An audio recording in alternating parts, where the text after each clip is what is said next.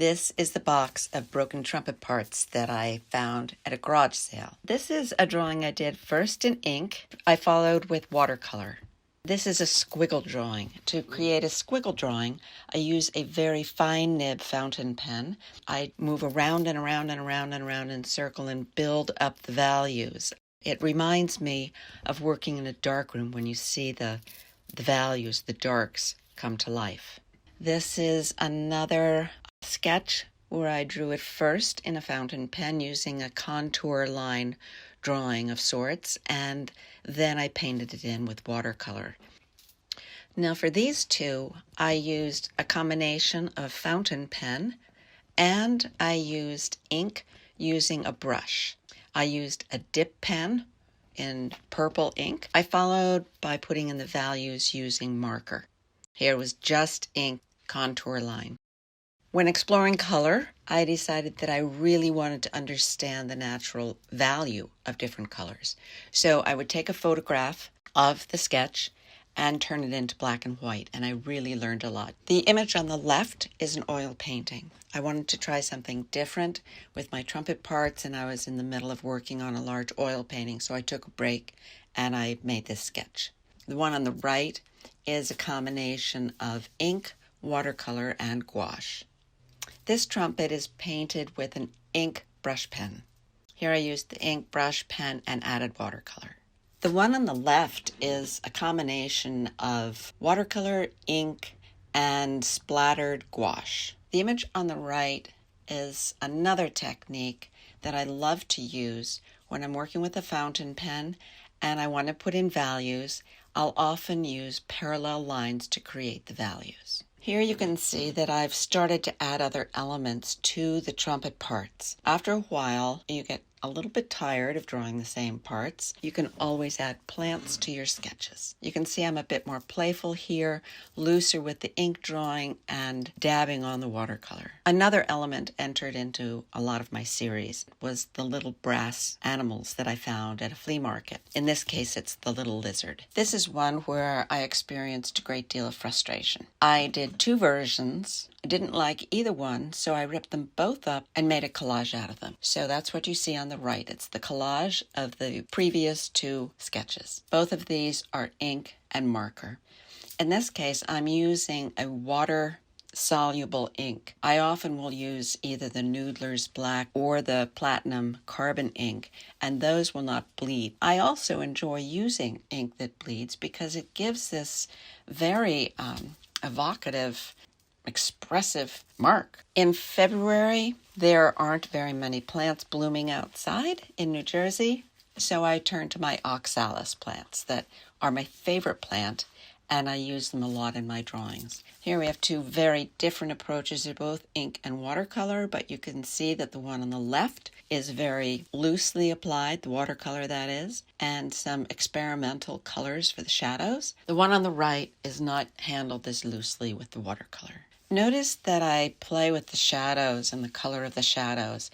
At this point, I'm really enjoying exploring color schemes, limiting myself to certain colors, which means that I'm not working with reality at all. I'm being playful with my color.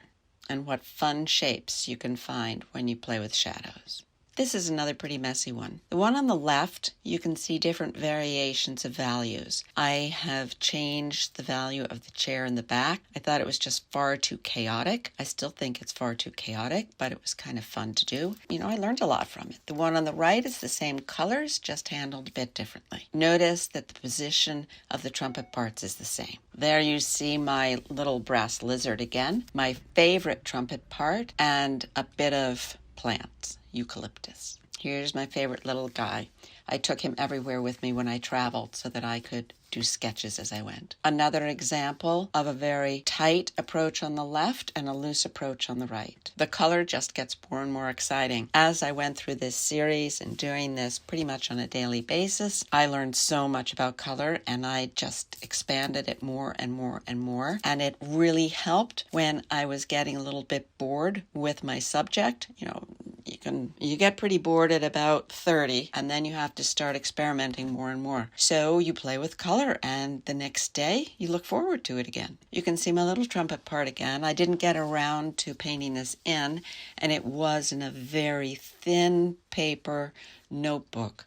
Daffodil, trumpets, and my little brass lizard. Here we get a little closer to spring, so I'm bringing my rosemary in. I love drawing plants, and it made it a little bit easier to get through the series. This is a real play with the cells. I really encourage you to try this technique of drawing in rectangles first, rectangles, squares, overlapping each other, and then placing your subject inside of them. Zoom in on it, zoom out on it. It's very fun. Look at how striking the shadow is on the one on the right. The shadow is as much a shape as the object itself. And the patterns on the left are made even livelier with the intensity of the color. The looseness in the background on the left was really fun. The one on the right is delightfully loose. Now this one, I used a dip pen. I scribbled it out in kind of a burgundy ink and plopped some watercolor on it, and I really like it. I was in a much better mood after I finished it. Here we have the line drawing before I added the color and then the color. A very loose dip pen and watercolor. Here's my little lizard again. Very simple and basic. And there's my little guy, my trumpet guy. At this point, I was playing with geometry and patterns and buildings. I decided to present my trumpet part as an architectural rendering of sorts. I began playing with see-through images, and on the right are fantastic salt and pepper shakers where I had a lot of time. I just worked very slowly creating those lines. Another landscape in Maryland with my little trumpet guy, and there's a salt and pepper shaker. In color, it's laminated wood, all different colors of wood laminated together and then carved into this pepper grinder. Here you can see the graduation in a pulled puddle wash where I'm changing the color within the shape. In the trumpet part in the front, the yellow, it goes from yellow to oranges, and in the back it goes from yellows into blue-greens and blues, and then the ink, which is a green ink, is bleeding through all of it, and I really do like it. You can see the bleeds from blue into lavender in this also. I let the blue ink bleed into, it's kind of a turquoise ink, and it really made nice color with the lavender paint I was adding. Another careful drawing, and then I added a beautiful green shadow to it, and I love it. The trumpet parts are a little camouflaged in this. Getting to be spring, peas were coming up. I loved playing with the shapes and the negative space, leaving the pea shapes white. I'm using my series to explore the rest of the world too. Fun colors with rosemary and trumpet parts. I was commissioned to do drawings of dice, and they were still out on the table when I did my sketch that day. Some fun colors and patterns. It's the cap. And there's my very last drawing. When it was all done, I donated the box of trumpet parts to a local prop shop.